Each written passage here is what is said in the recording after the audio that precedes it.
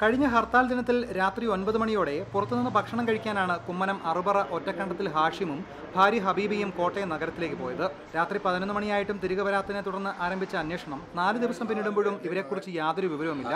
നഗരത്തിന്റെ വിവിധയിടങ്ങളിൽ നിന്ന് ലഭിച്ച CCTV ദൃശ്യങ്ങൾക്ക് വ്യക്തതയില്ലാത്തത് പ്രതിസന്ധി സൃഷ്ടിക്കുന്നുണ്ട്. വീട്ടിൽ നിന്ന് ഇറങ്ങുമ്പോൾ മക്കളെ ഭക്ഷണം കഴിക്കാനായി വിളിച്ചെങ്കിലും അവർ പോയിരുന്നില്ല. എൻ്റെ അനിയനെയും ഭാര്യയെയാണ് മിസ്സായിരിക്കുന്നത്. അനിയൻ്റെ പേര് ഹാഷിം, ഭാര്യയുടെ പേര് ഹബീബ. കഴിഞ്ഞ വ്യാഴാഴ്ച രാത്രി 9:30 മുതലാണ് ടൗണിൽ ആഹാരം മേടിച്ചിട്ട് വരാമെന്നും പറഞ്ഞ് പോയതാണ്.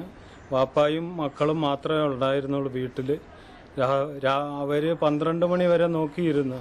വാപ്പ പ്രായമായ വാപ്പ ആയത് കാരണം വാപ്പ ഉറങ്ങിപ്പോയി. രാവിലെ എഴുന്നേറ്റ് നോക്കിയപ്പോൾ അവരെ കാണുന്നില്ല. ഉടനെ തന്നെ ബന്ധുമിത്രാദികളെ എല്ലാവരെയും അറിയിക്കുകയും എല്ലാവരും വരികയും തിരക്കുകയും എല്ലാം ചെയ്തു. ഇത്രയും ദിവസമായിട്ടും ഒരു വിവരവും കിട്ടിയിട്ടില്ല. Mobile phone, ATM card, driving licence ഉൾപ്പെടെയുള്ളവ ഹാഷിം കൊണ്ടുപോയിരുന്നില്ല. ഉമ്മ ആനമ്മയുടെ മരണം ഹാഷിമിനെ മാനസികമായി ഏറെ വിഷമിപ്പിച്ചിരുന്നു. പുതിയ കാറിലെ ലോൺ ഉള്ളതൊഴിച്ചാൽ സാമ്പത്തിക ബുദ്ധിമുട്ട് ഒന്നുമില്ലായിരുന്നു.